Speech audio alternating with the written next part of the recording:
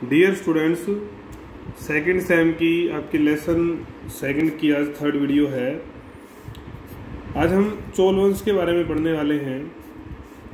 चोल वंश हम पहले भी थोड़ा हमें जानकारी है कि ये दक्षिण भारत का एक विशेष जो है वंश था, एक विशेष राज्य था, इनकी विशेष महिमा थी। वैसे तो ये प्राचीन काल से ही स्थापित थे, लेकिन कभी ये कमज़ोर हुए, कभी मजबूत हुए। और अशोक के भी अभिलेखों में इनका वर्णन आता है कि अशोक की मित्र श्रेणी में ये रखे गए थे। दूसरे व 13वें शिलालेख में वर्णन है, अशोक की मित्र शक्ति इनको बताया गया है। हर्षवर्धन के समय ह्यूनसांग का वर्णन जो आता है तो दक्षिण में इनकी स्थिति जो है बहुत कमज़ोर हो चुकी थी, उस बारे में आता है।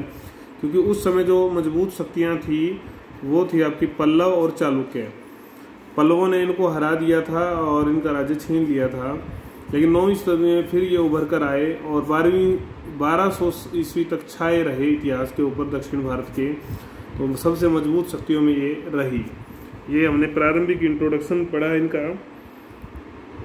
इन्होंने राजनीतिक और सांस्कृतिक जीवन में बहुत सारी उपलब्धियां हासिल की, उनके बारे में हम पढ़ेंगे। उससे पहले हम इनकी उत्पत्ति के बारे में पढ़ेंगे कि उत्पत्ति कैसे हुई। उत्पत्ति के बारे में मतभेद काफ़ी हैं, काफ़ी ज़्यादा है मतभेद। ये लोग दक्षिण भारत के प्राचीन निवासी थे, इस बारे में तो कोई संदेह नहीं है। संगम साहित्य व कुछ उत्कीर्ण लेखों में, संगम साहित्य और कुछ उत्कीर्ण जो लेख उनमें इनको सूर्यवंशी बताया गया है। चोल शब्द की उत्पत्ति के संबंध में इतिहासकार चुल, चोलब, चोर इत्यादि शब्दों का प्रयोग करते हैं, इनकी अलग अलग व्याख्या करते हैं। उत्पत्ति संबंधी विवाद के दो कारण हैं, मुख्य कारण दो हैं मतभेद इतने होने के कारण। एक तो एक रूपता नहीं है काल के बारे में, इनके कभी अलग अलग कालों में हुए, अलग अलग जगह अलग अलग उल्लेख हैं। बौद्ध ग्रंथ महावंश में सिंहल विजेता, संगम साहित्य में दिग्विजयी बताया गया है, लेकिन यह कैसे हुआ ये स्पष्ट नहीं है। दूसरा यह है कि इनका क्षेत्र जो है प्राचीन काल में एक क्षेत्र भी निश्चित सीमा में नहीं है, बहुत बड़ा क्षेत्र है।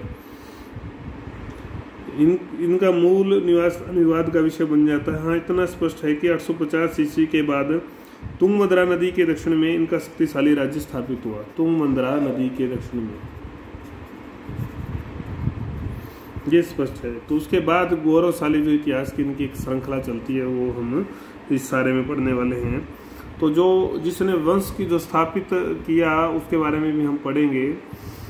तो जो इनका राजनीतिक इतिहास है, दूसरा जो बिंदु है वो है हमारा, पहला था उत्पत्ति, फिर दूसरा है आपका राजनीतिक इतिहास।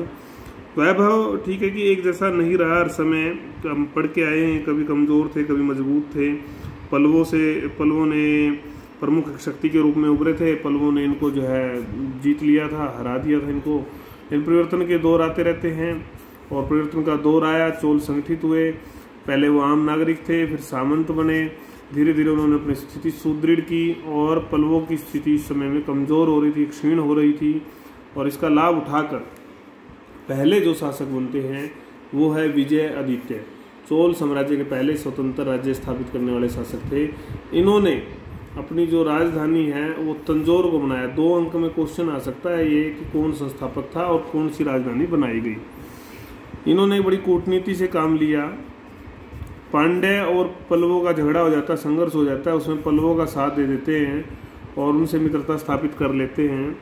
और इस मित्रता का लाभ उनको आने वाले समय में मिलता है। हालांकि उस समय पल्लवों की स्थिति कमज़ोर हो रही थी। इसके बाद इन्होंने परकेसरी की उपाधि धारण की। ये हमने पहले शासक के बारे में पढ़ा। बहुत सारे शासक हैं, इनके बारे में आप पढ़ेंगे। इनका जो काल था जो विजय आदित्य का वो था 850 से 880 ईस्वी तक। आदित्य प्रथम 897 ईस्वी तक रहे। उसके बाद प्रांतक प्रथम, इन्होंने मदुरा को जीत लिया था। पांड्यों की जो है राजधानी पर अधिकार कर लिया था। ये मदुरा जो है इनकी राजधानी थी। इंपॉर्टेंट क्वेश्चन है 2 अंक में, पांड्यों की राजधानी मदुरा। उसके बाद राजा राज प्रथम शासक बनते हैं। ये भी अपनी शक्ति को पूरा दिखाते हैं। विशेष शासक थे। समृद्धि शुरू होती है इनके काल में। चेर शासकों को, लंका को ये पराजित करते हैं। विशेष नौसेना जो है बना लेते हैं। शक्तिशाली नौसेना का निर्माण करते हैं। केवल युद्ध में ही नहीं, सेना में नहीं, शासन प्रबंध में, कला में, स्थापत्य में, हर चीज में जो है इनकी अग्रणी भूमिका रही। इसके कारण से जनप्रिय शासक बन गए थे। समाज के विशेष प्रिय शासकों में इनका नाम गिने जाने लगा। जनता इनको दिलो जान से चाहती थी। इनका जो काल था वो था 1012 ईस्वी तक। उसके बाद 1012 से लेकर 1044 ईस्वी तक शासक जो रहे वो थे राजेंद्र प्रथम। और राजेंद्र प्रथम इनके बेटे थे राजा राज प्रथम के।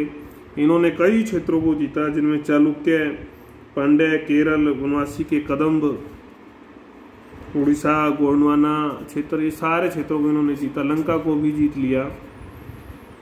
तो ये इनके साम्राज्य में शामिल थे। कई इलाके इन्होंने जीते। अपनी इन्होंने एक बड़ी उपलब्धि थी इनकी, राजधानी तंजौर से बदलकर गंगकोड़ के पास बनाई, जिसका नाम इन्होंने, ये गंगकोड़ की उपाधि भी इन्होंने धारण की थी, और चोलपुरम जो है राजधानी का नाम रखा। इनकी जो रुचि थी विशेष रूप से वो सिंचाई, कृषि के क्षेत्र में थी। तो इन्होंने नदी और तालाबों का निर्माण करवाया। उसके बाद जो है शासक आते हैं राजाधिराज प्रथम, राजेंद्र द्वितीय, इनके बारे में आप पढ़ सकते हैं बुक से। वीर राजेंद्र, कुलोत्तुंग प्रथम, अंतिम जो राजेंद्र शासक थे राजेंद्र तृतीय 1240 से 79 तक। उसके बाद कई क्षेत्रीय शक्तियों का उत्थान होता है और चोल दब जाते हैं। चोल स्थानीय शक्ति रह जाते हैं, और इस स्थानीय शक्ति का भी अंत जो है मलिक काफूर के आक्रमण से हो जाता है अंत आखिर में। तो 13वीं शताब्दी में तो ये बिल्कुल ही समाप्त हो जाते हैं, इतिहास से मिटने की ओर चले जाते हैं, क्योंकि 1310 और 11 में इनका आक्रमण, मलिक काफूर का आक्रमण होता है। इस प्रकार से हम चोल के राजनीतिक इतिहास और घटनाक्रम का अवलोकन कर सकते हैं कि कैसे वो 850 ईस्वी से शुरू होकर कहाँ तक चला। ये हमने कई शासकों के माध्यम से अभी हमने देखा कि अलग अलग शासकों के समय में अलग अलग परिस्थितियाँ थी, उनकी समृद्धि रही, कई बार कमजोर हुए। तो ये आप समझ गए होंगे मेरे हिसाब से।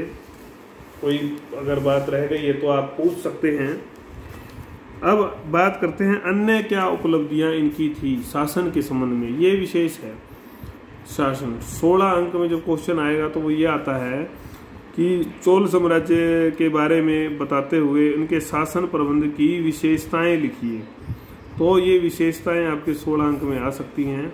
शासकों के बारे में भी थोड़ी बहुत जानकारी आपको होनी चाहिए, इंट्रोडक्शन में भी लिखना पड़ता है। वैसे 2 अंक में भी कोई क्वेश्चन आ सकता है। तो हम बात कर रहे थे अन्य उपलब्धि। शासन प्रणाली, शासन प्रणाली विशेष किस्म की थी, उत्तम थी, तभी तो इतना विस्तृत क्षेत्र ये जीत पाए और लंबे समय तक शासन भी किया, केवल क्षेत्र नहीं जीता। तो उत्तम ढंग से इन्होंने अपने शासन को संचालित किया होगा। तो उस शासन प्रणाली में केंद्रीय शासन पहला भाग आता है, और उस केंद्रीय शासन के अधीन जो इन्होंने शोध जो भाग किया वो है शासक। शासक आपको पता है सर्वोच्च होता था। हमने पहले भी कई शासकों के, कई वंशों के, राज्यों के जो है शासन प्रणालियों को देखा है। तो रक्षा है, न्याय है, कानून है, जो भी है वो सारे किसके हाथ में है? राजा के हाथ में है। आप इनकी प्रतिष्ठा का अंदाजा इस बात से लगा सकते हो कि राजाओं की जो मंदिरों में मूर्तियां बना के रखी जाती थी, उनके परिवार के सदस्यों की मूर्तियां भी मंदिरों में पूजी जाती थी। तो इतने लोकप्रिय ये थे, इतने मान्य थे। युवराज ही आमतौर पर शासक बनता था। दूसरा जो बिंदु आता है वो बी पॉइंट आपका है, वो है सलाहकार। सलाहकार सदस्य होते थे शासक के।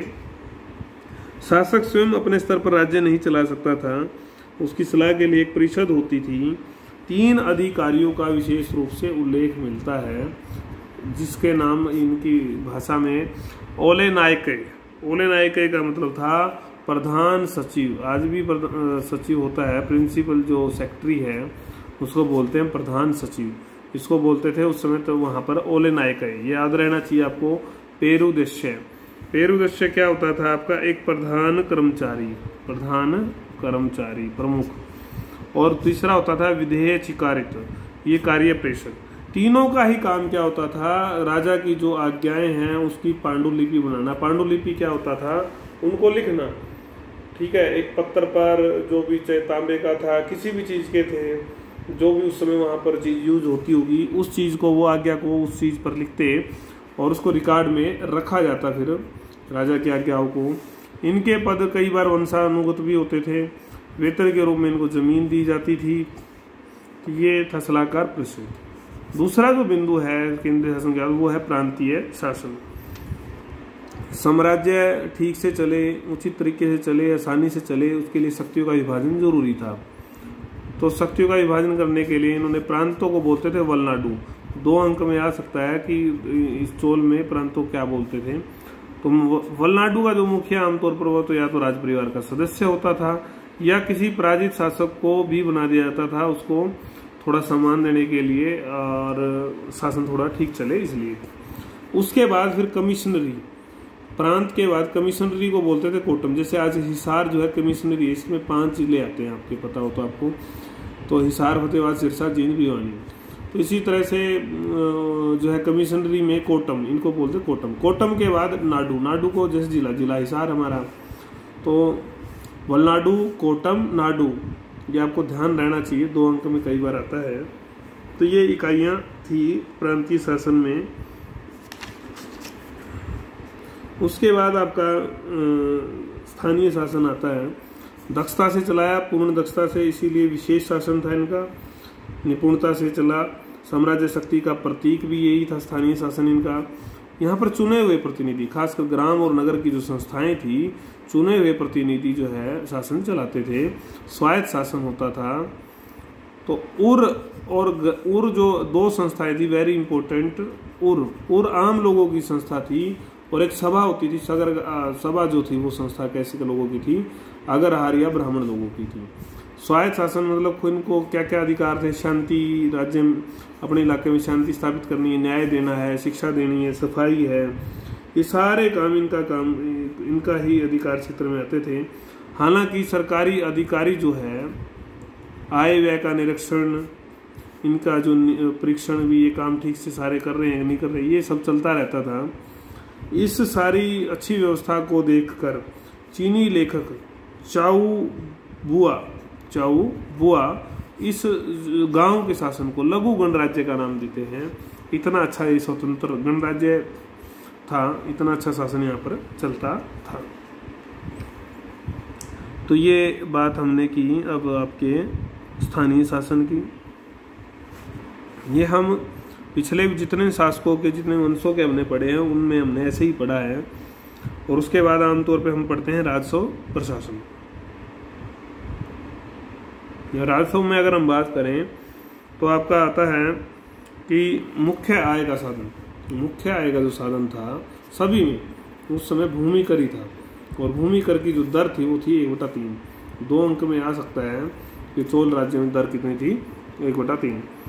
अन्य जो साधन थे वो थे सीमा शुल्क, राहदारी, व्यापारों से कर, खानों पर भी कर था, नमक और वन पर भी कर लगाए गए थे। कठोर नीति अपनाई जाती थी कर वसूलने के लिए। तो ये सारे काम राजस्व में चलते थे। खर्च भी होता था। खर्च वही परंपरागत खर्च थे। खर्च में मुख्य रूप से तो राजा के परिवार के ऊपर, दरबार में, सेना पे, जनहित में वेतन, कुछ कर्मचारियों को नकद वेतन भी दिया जाता था। इस सारे पर जो है खर्च या व्यय होता था। तो ये हमने अभी तक आपके 4 बिंदु किए। मैं आपको वही थोड़ा थोड़ा कराता हूँ ताकि आप अच्छे से कर पाएँ, नहीं तो मैं एक बारी में भी करा सकता था आपको। अगली ही वीडियो में हम न्याय, दंड, सैनिक, प्रजा हितकारी, शिक्षा, साहित्य, कला और धर्म देखेंगे। तो हमारा चोल का जो शासन प्रबंध की विशेषताएं हैं वो पूरी हो जाएंगी। महत्वपूर्ण क्वेश्चन है, इसको आप नज़रअंदाज न करें।